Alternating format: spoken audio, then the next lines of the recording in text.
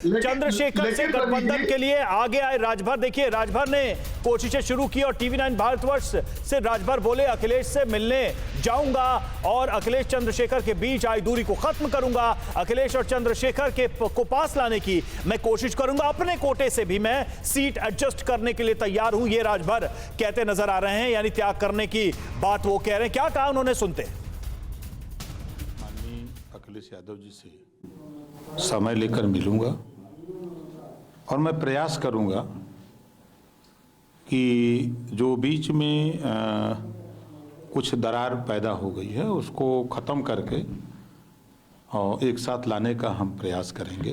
अभी ऐसा तो नहीं है कि उस दौर को आप लोग पार कर चुके हैं कि अब पीछे मुड़ के नहीं आ सकते हैं? वो लाइन क्रॉस तो नहीं हो गई कि अब दोबारा पीछे मुड़ के देख नहीं सकते? देखिए, हम दो लाइन दोहा कहते हैं, कौन कहता है चलनी में पानी नहीं रुकता, बर्फ जमने तक आस लगाए रही है। अखिलेश यादव ने कहा कि हम त्याग कर चुके जो हमें करना था। क्या अभी भी त्याग का स्कोप बाकी है आपके पास?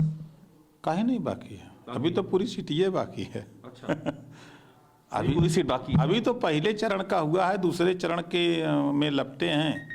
मतलब ये भी हो सकता है कि पश्चिम का एडजस्टमेंट पूरब की सीटों में हो सकता है, कोई दिक्कत नहीं है।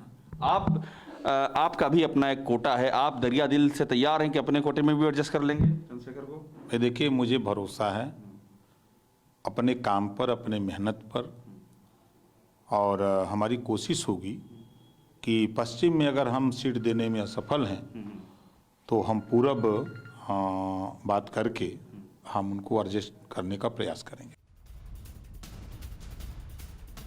तो सुना आपने क्या कह रहे हैं राजभर। और देखिए, मनीष शुक्ला हमारे साथ है, डॉक्टर अजीज हमारे साथ है। तमाम सवाल हैं उनसे हम पूछेंगे, लेकिन रामकृपाल जी आपके पास मैं आना चाहूंगा। ये थोड़ा दिलचस्प होता जा रहा है कि चंद्रशेखर को मनाने के लिए उम्मीद की जा रही है अखिलेश से, वो नहीं बोल रहे हैं। बीजेपी मुख्य पार्टी है, वो नहीं कह रही है, लेकिन उनके साथ साथ जो अपने अस्तित्व बचाने के लिए जो लोग जुड़े हुए हैं वो ऑफर दे रहे हैं। इधर राजभर दे रहे हैं, उधर निषाद दे रहे हैं। चल क्या रहा है? देखिए, मैं कल से आपके चैनल पर देखा था जिस तरह की बातें हो रही थी।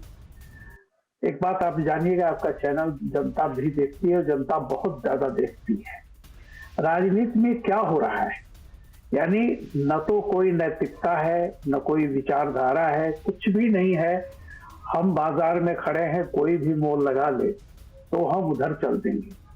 देखिए, ये जो कुछ भी हो रहा है, अब तो चूंकि मैंने जैसा कल देखा, पहले पर्दे के पीछे ये सब चीजें चलती थी, अब तो टेलीविजन पे भी बिल्कुल कल इस तरह का रहा। और आज मुझे लगता है जो कल डेडलाइन उन्होंने दी थी वो शायद आज सुबह 10 बजे खत्म हो गई।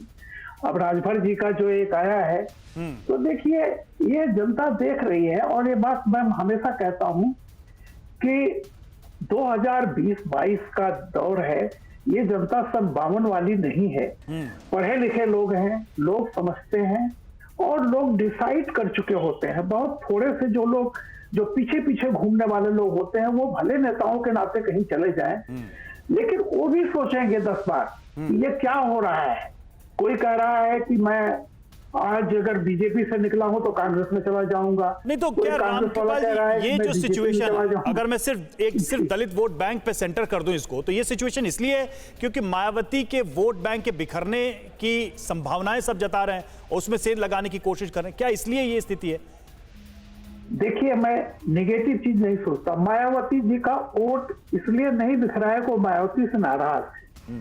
देखिए, आप पूरी राजनीति देखिए, 2014, 17, 19 से भी एक जो चीज होती है कि कौन हमारे दरवाजे तक क्या कौन भेज रहा है, क्या पहुंच रहा है, ये बहुत बड़ी चीज होती है। जरूरी नहीं है कि मैं किसी से दोस्ती करता हूं इसका मतलब बाकी सबसे नाराज हूं, ऐसा नहीं है।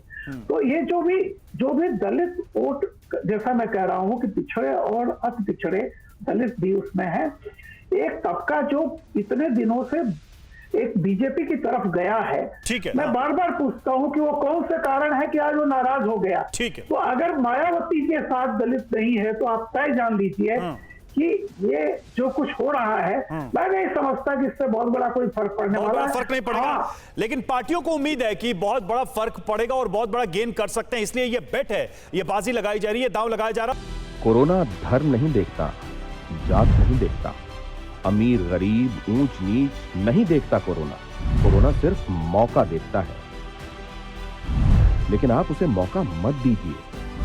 बस इतना कीजिए, जब कभी दफ्तर से बाजार से घर लौटिए तो इतना ख्याल जरूर रखिए कहीं आपके साथ कोरोना आपके घर तो नहीं जा रहा। भूलिए मत, कोरोना अभी जिंदा है।